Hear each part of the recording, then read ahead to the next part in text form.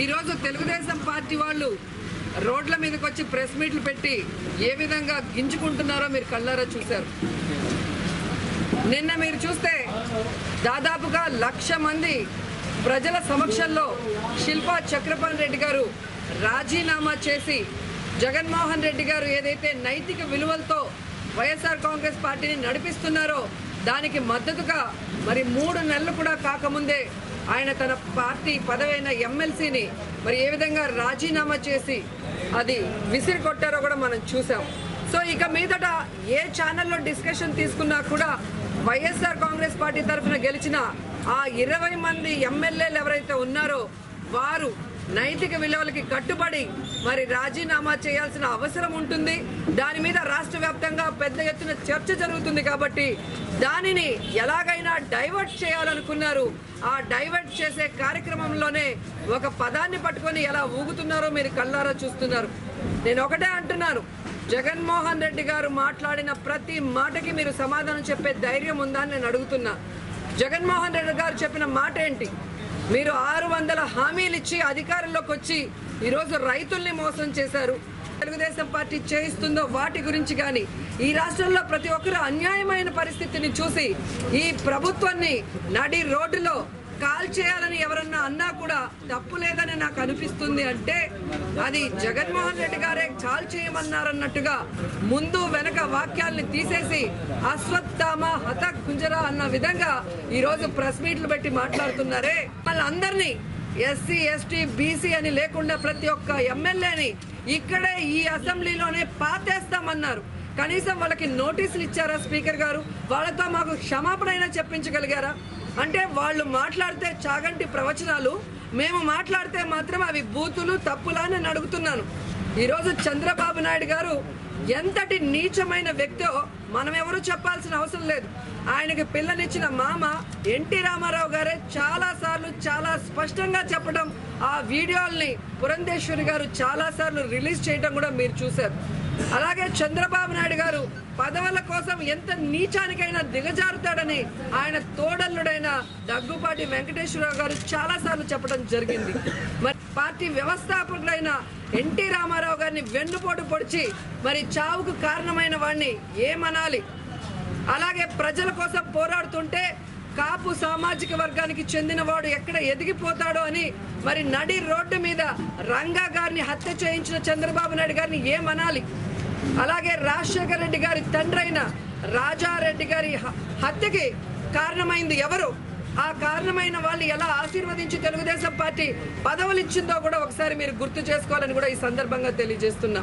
Sorry కూడా చెప్పించకుండా ఆవిడ్ని పిలిపించి ఆవిడ్నే తిట్టి ఆవిడతో సెటిల్మెంట్ చేసిన వ్యక్తి నువ్వు. అలాగే సిన్సియర్ ఐపీఎస్ ఆఫీసర్ అయిన బాలసుబ్రహ్మణ్యం గారిని డీటైన్ చేసి మీ ఎమ్మెల్యే ఎమ్మెల్సీ ఎంపీలు మరి వాళ్ళ గన్మ్యాన్ని కూడా కొడితే ఒక సారీతో దాన్ని సెటిల్ చేయాలని చూసారే కానీ ఈరోజు తప్పు చేసిన వాళ్ళని మీరు ఎక్కడైనా శిక్షించారని నేను అడుగుతున్నాను. అలా వాటికి కారణం మీ ఎమ్మెల్సీలు మీ ఎమ్మెల్యేలు అయితే సిగ్గు లేకుండా వాళ్ళని అసెంబ్లీలో శాసన మండలిలో కూర్చోబెట్టుకొని దాన్ని ప్రశ్నించిన మమ్మల్ని సంవత్సరం పాటు కక్షపూరితంగా సస్పెండ్ చేసిన మిమ్మల్ని ఏమనాలి అని అడుగుతున్నాను. అంతెందుకు ఇదే జిల్లాలో పత్తిపాడు ఇన్ఛార్జ్ అయిన నారాయణ రెడ్డిని పట్టపగలు మీరు అలాగే మీ డిప్యూటీ సీఎం గారు కలిసి మర్డర్ చేసిన విషయం ఈ జిల్లా వాసులు ఇంకా మర్చిపోలేదన్న సంగతి కూడా తెలుగుదేశం పార్టీ వాళ్ళు చంద్రబాబు నాయుడు గారు కూడా గుర్తు చేసుకోవాలి. ముఖ్యంగా చంద్రబాబు నాయుడు గారు చాలా సందర్భాల్లో జగన్ గారిని హెచ్చరించడం జరిగింది. నాతో పెట్టుకున్నాడెవడు బతికి బట్ట కట్టలేదు అని. దానికి చాలా ఉదాహరణలు కూడా ఉన్నాయి. ఫినిష్ అవుతారో చూద్దామన్నారు. నెక్స్ట్ డే సెప్టెంబర్ 2 అది ఈనాడు హెడ్లైన్స్ లో వచ్చింది. ఆ రోజే రాజశేఖర రెడ్డి గారు ప్రాణాలు కూడా గాల్లో కలిసిపోయాయంటే దీనికి తెలుగుదేశం పార్టీ చంద్రబాబు నాయుడు గారు సమాధానం చెప్పగలరా అని నేను అడుగుతున్నాను. కాబట్టి హత్య రాజకీయాలు ఫ్రాక్షన్ రాజకీయాలు చేస్తుంది మీరు. ఈరోజు రాష్ట్రాన్ని దోచుకుంటున్నది మీరు. ఈ రాష్ట్రాన్ని మరి నిట్ట నిలువున చీల్చేసే కత్తిగా మిమ్మల్ని కాంగ్రెస్ పార్టీ వాడుకుంటే ఈ రాష్ట్ర ప్రజల జీవితాన్ని సర్వనాశనం చేసింది మీరు. మీ ఓటు నోటు కేసులో మీరు అడ్డంగా దొరికిపోయి రాష్ట్ర భవిష్యత్తుని ఈరోజు పన్నంగా పెట్టి రాష్ట్రాన్ని వెనుకడుగు వేయిస్తున్నారే కానీ ముందడుగు వేయించలేకపోయారన్నది మీరు. ఈ రోజు ఇక్కడ మీద నడవద్దు, నా పెన్షన్ తీసుకోవద్దు, నా రేషన్ తీసుకోవద్దు అని ఒక రౌడీ లాగా మాట్లాడిన మీరు ముఖ్యమంత్రి అని నేను అడుగుతున్నాను. మీ నాన్న ఖర్జూరపు నాయుడు ఆస్తా లేక మీ అత్తగారు ఆస్తిస్తున్నారా ఇక్కడ ప్రజలకి బెదిరిస్తున్నారని అడుగుతున్నాను.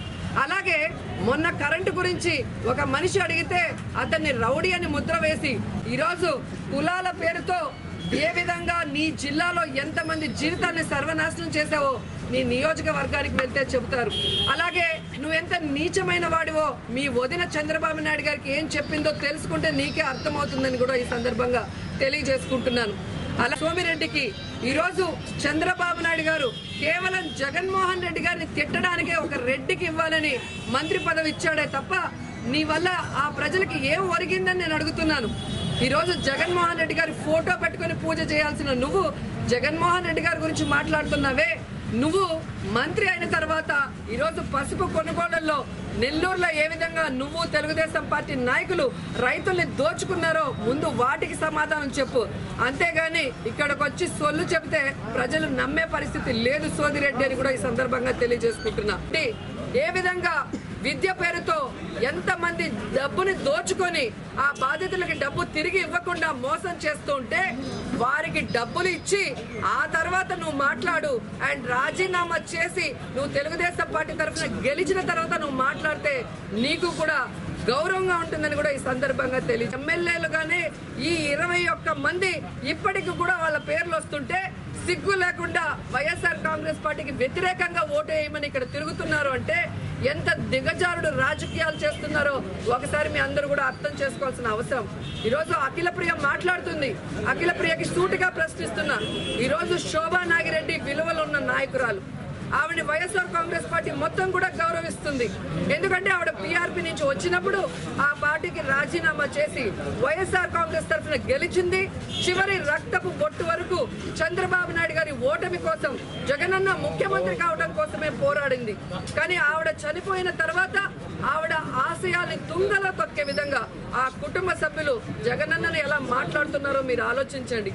పక్షంలో ఏదైతే కేబినెట్ ర్యాంక్ లో ఉన్న ఒకే ఒక పదవి పిఎసి మరి అధ్యక్షుడి పదవిని కూడా భూమా నాగిరెడ్డికి ఇచ్చి మరి ఆ కుటుంబాన్ని ఏ విధంగా హక్కున చేర్చుకున్నాడో అలాంటి వాళ్ళు జగన్మోహన్ రెడ్డి గారిని మాట్లాడాడని మీరు మీ చెల్లెలు ఏడ్చిన వీడియోలు ఒకసారి చూసుకోండి.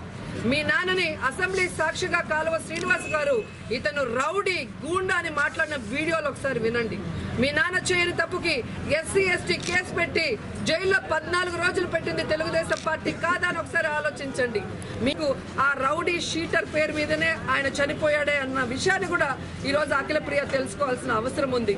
ఈరోజు భూమా నాగిరెడ్డి గారి మరణానికి కారణమైన చంద్రబాబు నాయుడు పక్షాన చేరి ఆయన వేసే ఎంగిలి మెతుకుల కోసం ఆయన ఇచ్చిన మంత్రి పదవి కోసం తన తల్లి ఆశయాలను కూడా తూట్లు పొడిచిన సంగతి ప్రతి ఒక్కరూ కూడా గమనించాలి.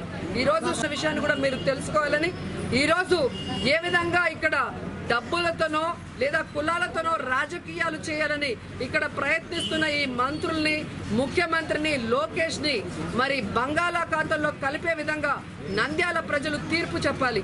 ఎందుకంటారు హత్య రాజకీయాలకి ఓటేసినట్టు అవుతారు, అలాగే విశాఖ భూ కుంభకోణానికి ఓటేసినట్టు అవుతుంది, అమరావతి రాజధాని రైతుల వ్యతిరేకంగా ఓటేసినట్టు అవుతుంది, అలాగే కాల్మనీ సెక్స్ ర్యాకెట్ లో అన్యాయమైన మహిళలకి వ్యతిరేకంగా ఓట్లేసిన వాళ్ళు అవుతారు. కాబట్టి ప్రజా వ్యతిరేకంతో ముందుకెళ్తున్న చంద్రబాబు నాయుడికి బుద్ధి చెప్పే విధంగా ప్రతి నంద్యాల ఓటర్ కూడా ఆలోచించాల్సింది. రాజశేఖర రెడ్డి గారి హయాంలోనే మీకు ఉచిత కరెంట్ వచ్చింది, మీకు పక్కా ఇల్లు వచ్చాయి, మీ పిల్లలకి ఫీజు రియంబర్స్మెంట్ వచ్చింది, మైనారిటీ సోదరులకి 4% రిజర్వేషన్ కూడా వచ్చింది. ఎన్ని ఎమ్మెల్సీ పదవులు వచ్చినా ఏ రోజైనా ఫరూక్ గారికి ఇచ్చారా, లేదా ఫరూక్ గారి సీట్ అయినా ఈ నంద్యాలని ఈ రోజు ఆయనకి కేటాయించారని ఒకసారి ఆలోచించుకోండి. అలాగే ఫరూక్ గారు కూడా తెలుగుదేశం పార్టీకి అంత సిన్సియర్ గా ఉన్న అడుగడుగున మిమ్మల్ని అవమానించిన తీరును కూడా గుర్తు పెట్టుకుని ఈ రోజు మీరు మెలగాలే గాని ఈ రోజు మైనారిటీ సోదరుల మనసులో విషయాన్ని మాత్రం నింపద్దని ఫరూక్ గారికి చేతులెత్తి నమస్కరించి చెబుతూ ప్రజలు ఎవరు కూడా సహించరు. ఎందుకంటే శిల్పా సోదరులు ఇద్దరు కూడా ఆ పార్టీ నుంచి బయటకు వచ్చేటప్పుడు ఏ విధంగా రాజీనామా చేసి ఈ పార్టీలోకి వచ్చారన్నది వాళ్ళు గమనించాల్సిన విషయం. అండ్ రాజశేఖర్ రెడ్డి గారి చాలా అభిమాన పాత్రులైన వాళ్ళిద్దరిని కూడా ఈ భూమా కుటుంబం కోసమే జగన్ గారు పక్కన పెట్టారని నిన్న చక్రపాణి రెడ్డి గారు కూడా చెప్పిన విషయం మీరు గమనించారు. అనండి అన్నారు, అది హెడ్లైన్లో ఈనాడు పేపర్లో వచ్చింది. నేను గత అసెంబ్లీలో కూడా ఒకసారి చూపించాను. కాబట్టి ఆ రోజే ఆయన కనిపించకుండా అనంత వాయువుల్లో కలిసిపోయారు అంటే ఆ మరణం వెనుక ఎవరి హస్తం ఉందనేది చంద్రబాబు నాయుడు చెప్పాలి. అలాగే వంగవీటి రంగా గారి హత్య విషయం మీద ఈ రోజు ఆయన ఎంక్వైరీకి సిద్ధంగా ఉన్నాడని నేను అడుగుతున్నాను. అలాగే ఏ విధంగా అయితే రాజారెడ్డి మరణానికి కారణం ఎవరు, ఆ చంపేసిన వాళ్ళని ఏ విధంగా ఆశీర్వదించి మరి ఏ విధంగా తెలుగుదేశం పార్టీ పదవులు ఇచ్చిందో ఒకసారి గుర్తుపెట్టుకోవాలని కూడా ఈ సందర్భంగా తెలియజేస్తున్నాను. ముందు వెనక మాటలు తీసేసి అశ్వత్థామ అత కుంజరా అన్న విధంగా మీరు ప్రజల్ని డైవర్ట్ చేసుకోవాలి అనుకుంటే మిమ్మల్ని మీరు మోసం చేసుకోవడమే కాకుండా ప్రజల్ని కూడా మోసం చేసిన వాళ్ళు అవుతారు జర్నలిస్టులు. ఎందుకంటే ఈరోజు ఈ 3 ఏళ్ల కాలంలో కడుపులో ఉన్న బిడ్డ నుంచి చనిపోయే ముసలిదాని వరకు ప్రతి ఒక్కరిని చంద్రబాబు నాయుడు ఎలా మోసం చేశాడు, కులాల మధ్య చిచ్చు పెట్టి ఏవి బీజేపీ కాళ్ళ దగ్గర పెట్టాడు, ఇవన్నీ విషయాలు చూస్తుంటే ప్రజల్ని ఇంత అన్యాయం చేసి రాష్ట్రాన్ని ఇంత భ్రష్టు పెట్టించిన వాడిని నడి రోడ్డు మీద ఎవరైనా కాల్ చేయాలని అన్నా కూడా తప్పు లేదు అన్నాడు. ఒకసారి రివైండ్ చేసుకొని వినండి. అంటే ఆ ప్రభుత్వాన్ని గంగలో కలపండి మాటలే గాని ఆయన్ని చంపమని కాదు. ఎక్కడా కూడా జగన్మోహన్ రెడ్డి గారికి నేర చరిత్ర లేదు. అంతు చిక్కని రహస్యాలు, మరెన్నో మనకి తెలియని పురాతన కట్టడాలు, వాటి వెనక దాగిన నిజాలు, పూర్వీకుల ఆచారాలు, మరెన్నో మూఢ విశ్వాసాలు, ఇలా కాలగర్భంలో కలిసిపోతున్న రహస్యాల కొరకు సబ్స్క్రైబ్ చేయండి రహస్యవాణి ఛానల్.